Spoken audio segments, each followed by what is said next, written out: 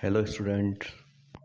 I, Sandeep Sharma, welcome you all in the next class of chemistry, class 12th. Today we are starting surface chemistry. This chapter belongs to physical chemistry of class 12th. It is basically a theoretical chapter. Now, first of all, what is meaning of surface chemistry?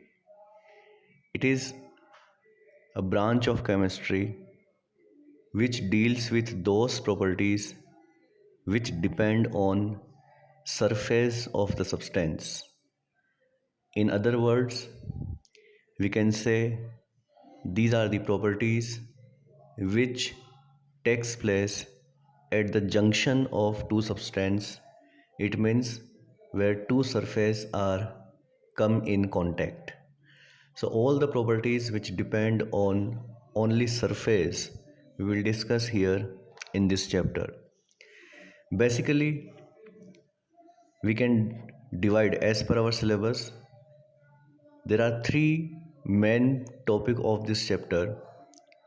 The first is adsorption, second is catalyst, and third is colloid. So one by one we will discuss about these three properties, and today we are starting with the first part of the chapter, that is adsorption. Now, what is meaning of the word adsorption? You have seen in your classroom that chalk particles stuck on the board and they do not fall down. This is against the law of gravity. Now, why not chalk particles fall down? The answer is because of one of the property of substance that is known as adsorption. So let me explain what is meaning of adsorption. If you have a chemical substance which I expressed with this square, and the particle of some other substance are stuck at the surface, they do not penetrate inside the first substance, but they are lying over the surface of the first substance, then this phenomena is known as adsorption. A very close word to the adsorption is absorption. This you have studied in lower classes. It is not depend on surface property, and that's why it is not part of our syllabus. But to compare these two words, one is adsorption, where the concentration of a substance is very high at the surface of other substance as compared to bulk of substance, is known as adsorption. Besides it, what is absorption? It is uniform distribution of one of the particle in the bulk of other particle. This is absorption and this is adsorption. So only this part we need to discuss in this chapter, that is adsorption. Now in adsorption there are two type of substance. One which is like board where adsorption takes place, and second these are just like chalk particles which stuck at the surface of other substance. We have two specific terminologies for these two type of particle. The surface where adsorption takes place is known as adsorbent, and the particles which stuck at the surface of other are known as adsorbate.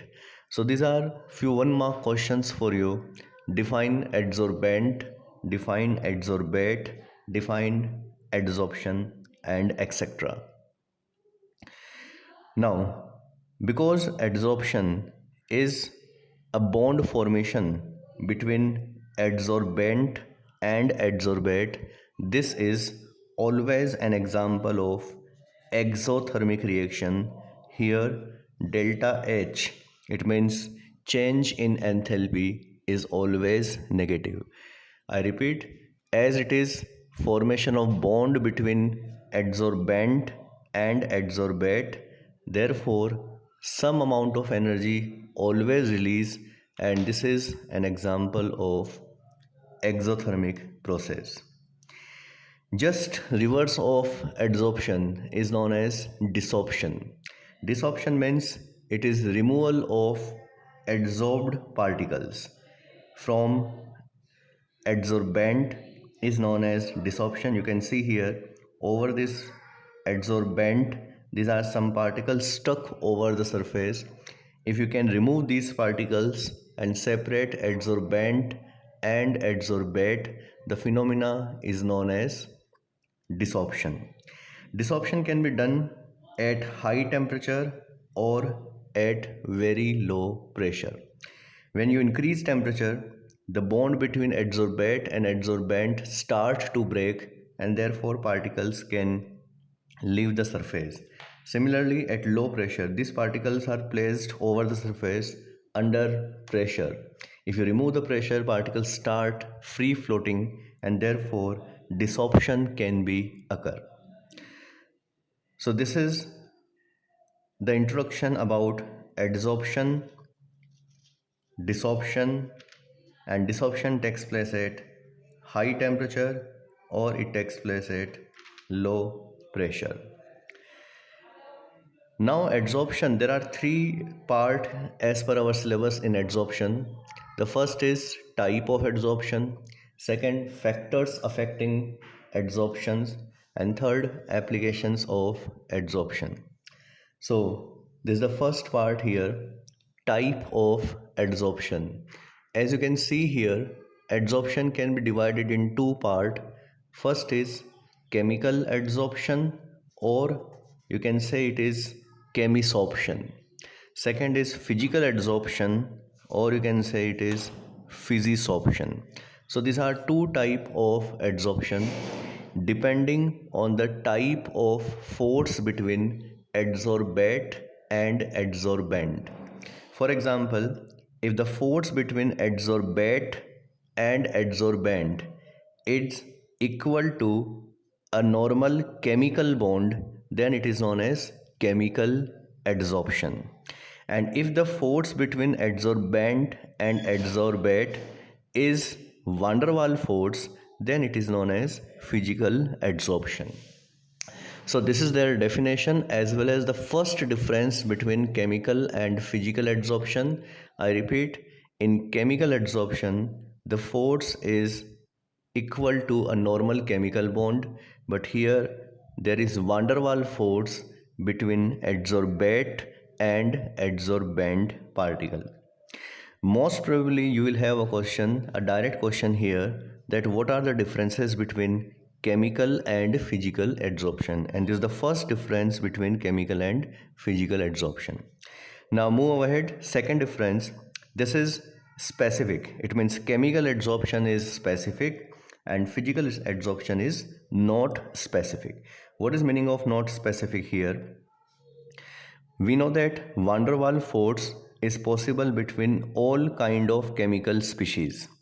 Because van der Waals force is possible between all kind of chemical species, so here each and every particle can have this type of adsorption and therefore it is not specific.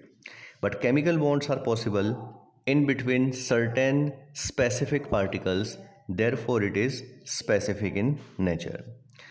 Another difference is, next difference is, chemical adsorption required activation energy, but because it is a physical process, it doesn't require any activation energy. Later on we will discuss about activation energy in chapter chemical kinetics.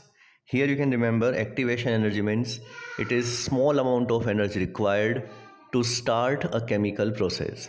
Because it is a chemical process, chemical bond, therefore it required activation energy. It is not a chemical process, that's why it doesn't require activation energy. As it required activation energy, it feasible at high temperature. It doesn't require activation energy, therefore generally it takes place at low temperature.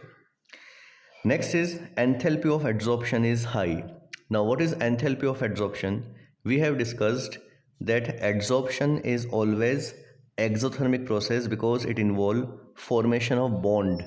Now this bond may be chemical bond in chemical adsorption. This bond may be van der Waals force in case of physical adsorption, but it always involves formation of bond. Formation of bond means releasing of energy. Now this energy is very high in case of chemical adsorption because chemical bonds are strong one. These are weak force, van der Waals force, and therefore here low enthalpy of adsorption. This is irreversible. Chemical adsorption is irreversible.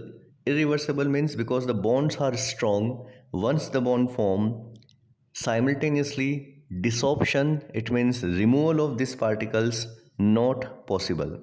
But here, because the force is very weak, the particle can have adsorption as well as simultaneously they can leave the surface. It means both adsorption and desorption possible simultaneously. Therefore, this is considered as reversible.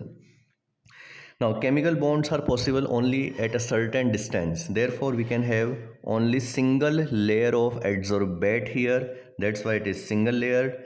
Physical adsorption, van der Waals force. Van der Waals force is possible at any possible distance, and therefore here we can have many layers of adsorbent. So this is multi-layer. Quickly I repeat, this is chemical bond, here van der Waals force, because chemical bond is possible between certain specific species only. That's why this is specific. It is not possible in between all kind of chemicals. This is possible in between all kind of chemical because van der Waals force is possible between all type of substance.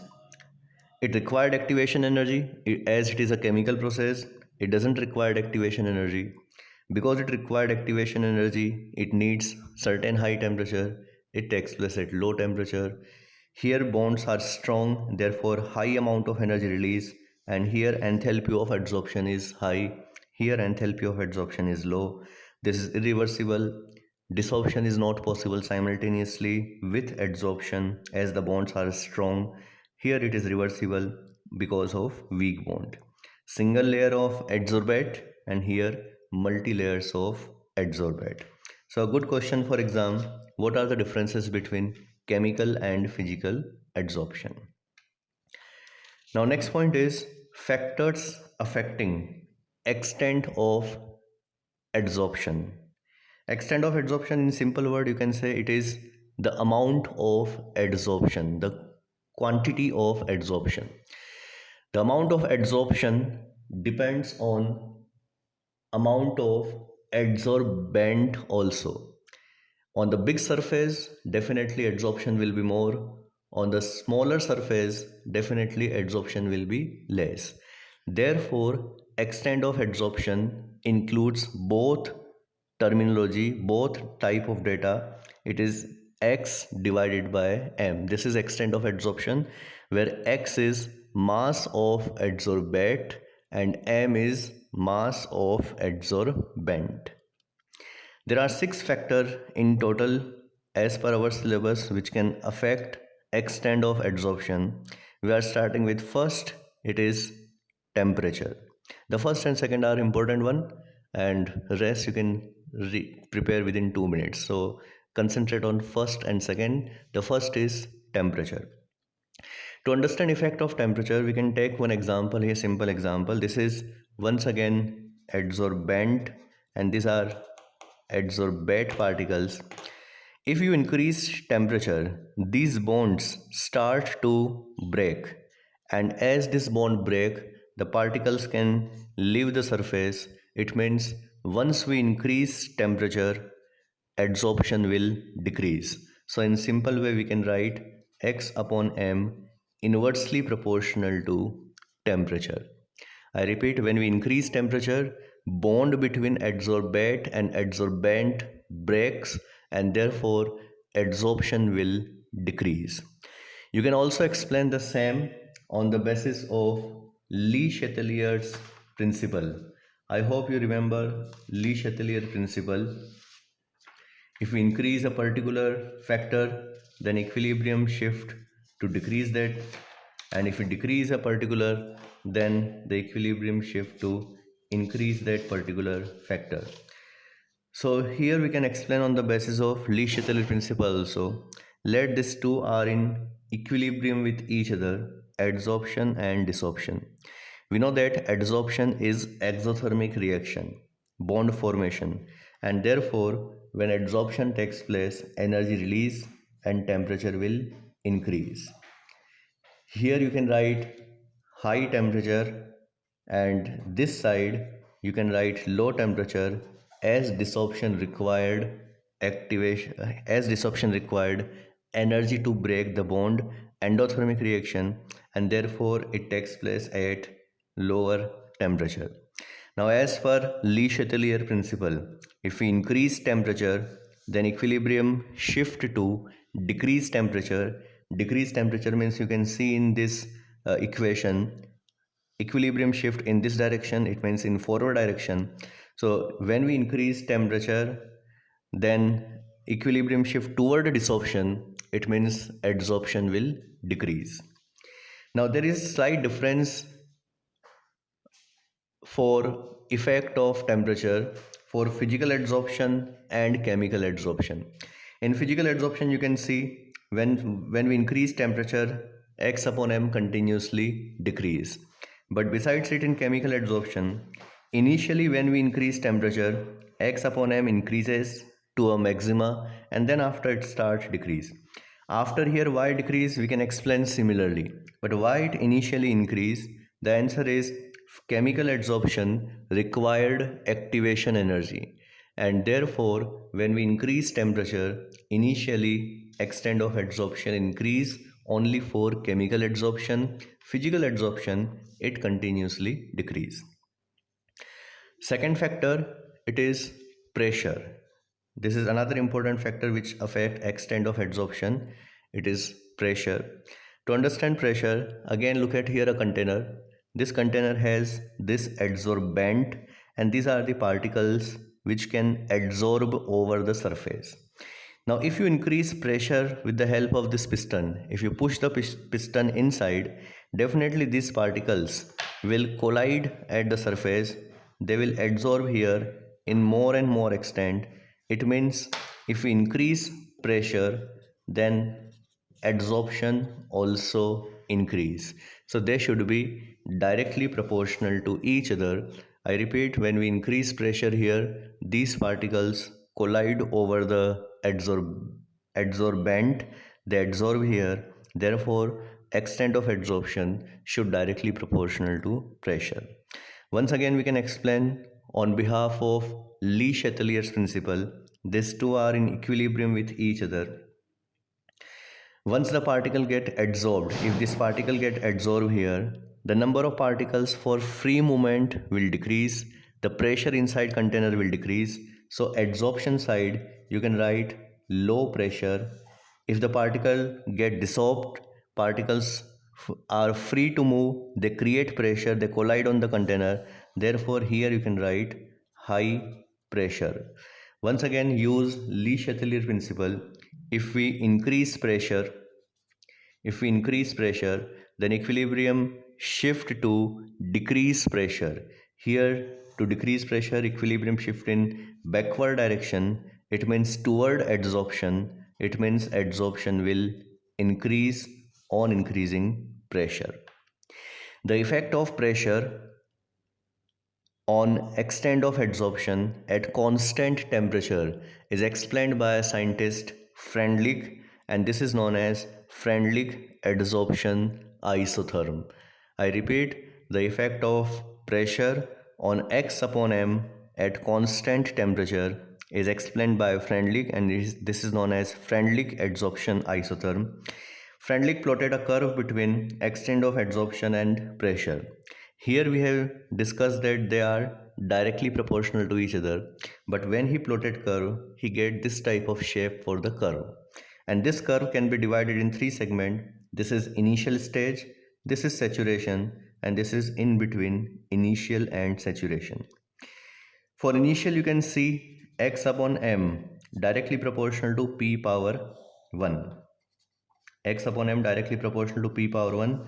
This is initial stage.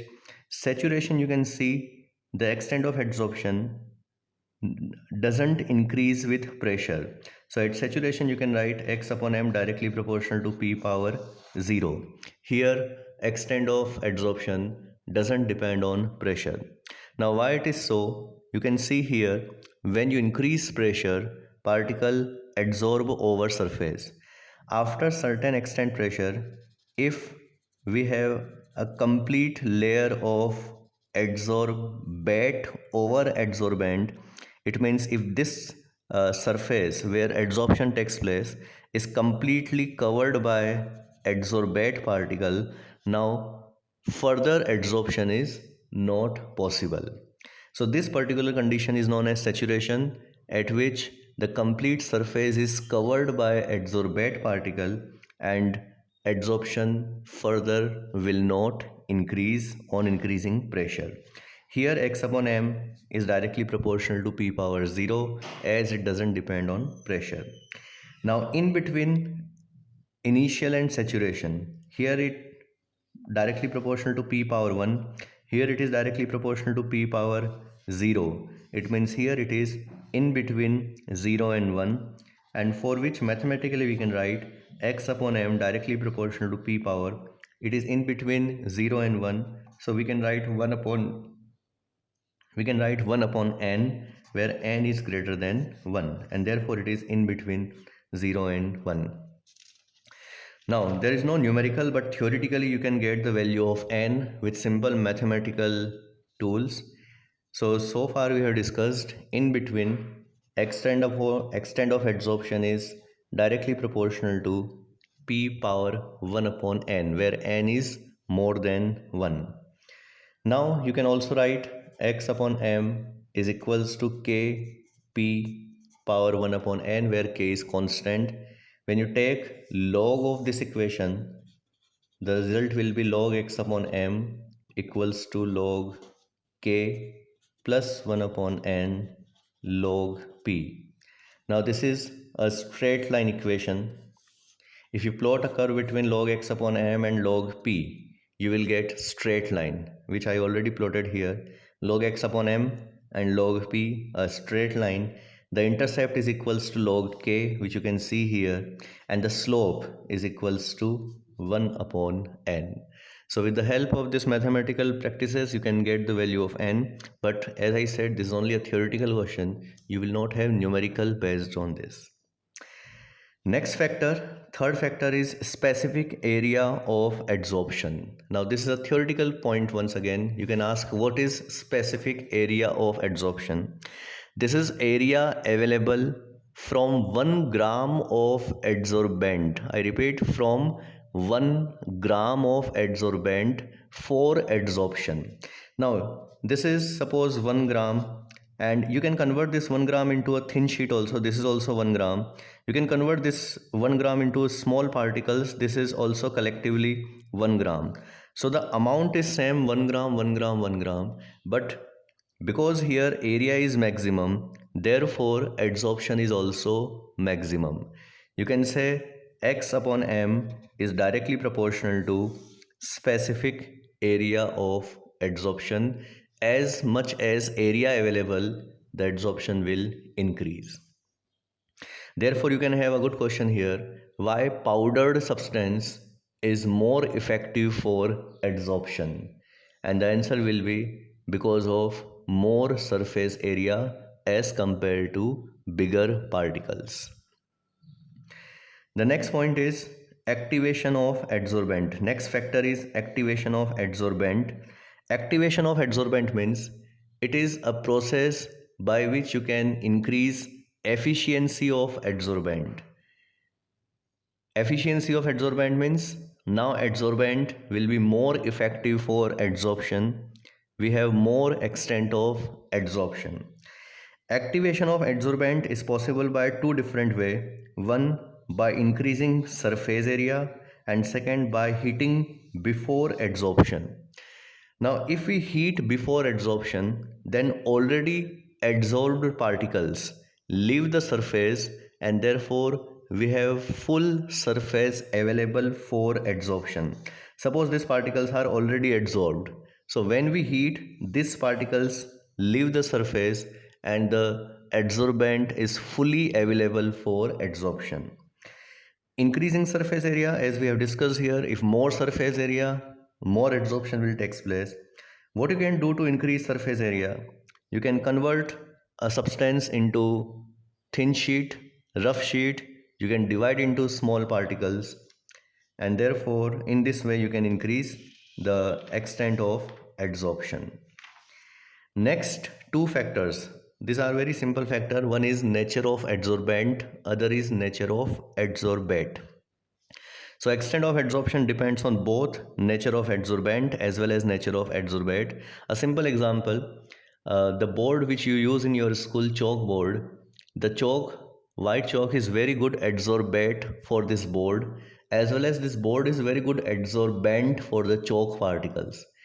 If you use this chalk particles over the glass or over the wood, it will not have same quality of adsorption.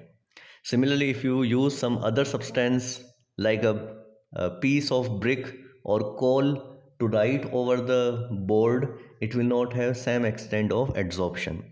So adsorption depends on both the nature of adsorbent as well as nature of adsorbate also. The last point here, it is application of adsorption. There are certain examples in day-to-day life where adsorption play a very important role. Here a few are listed as per our syllabus. The first is silica gel. You have seen silica gel when you purchase a new camphor tiffin box or water bottles. You have seen a small packet inside the container. This small packet has silica gel, and silica gel is kept inside the container to absorb moisture. This is a very good adsorbent for moisture. It is used to control humidity in air also due to same reason. Certain catalysts adsorb reactants over their surface like this, and then after they catalyze the reaction, they increase the rate of reaction. In this way, adsorption is important for catalysis process also. Certain medicines adsorbed over the surface of microorganisms, and then after they kill the microorganism. So once again adsorption play a role here. To create low pressure or vacuum. How can we create low pressure or vacuum? Before I seal this container, this is a container with certain type of gases. Before I seal this container, I place different type of adsorbent here. Now these adsorbent will adsorb gases. This adsorbent will adsorb all the gases present inside the container. Once the gases get adsorbed, there is no gaseous particle which can collide the container, which can create pressure. So in this way, it can be used to create low pressure or even vacuum. Decolorization, you have seen the juice of sugar cane. It is colored, but the sugar which we use in day-to-day life, it is cane sugar, it is white in color. So colored substance present in cane sugar juice are removed by the help of adsorption. Activated animal charcoal adsorbed all the colored substance present in cane sugar, and therefore it gives white crystalline sugar. A very important application of adsorption, it is gas mask. You have seen certain traffic policemen wear a gas mask. This is also has activated animal charcoal. This activated animal charcoal is very good adsorbent for poisonous gases. So it absorbs poisonous gases and it behaves just like air filter, and in this way it is used to separate poisonous gases from the normal gases. So this is all about the first part of this chapter, that is adsorption. Initially I told you there are three main parts in this chapter. We completed today first part, adsorption. In next class we will start, in fact we will complete catalyst, and then we start the remaining part, that is colloids. So read and listen this video carefully, share the video, press the like button, and wait for next video. Till that, bye bye.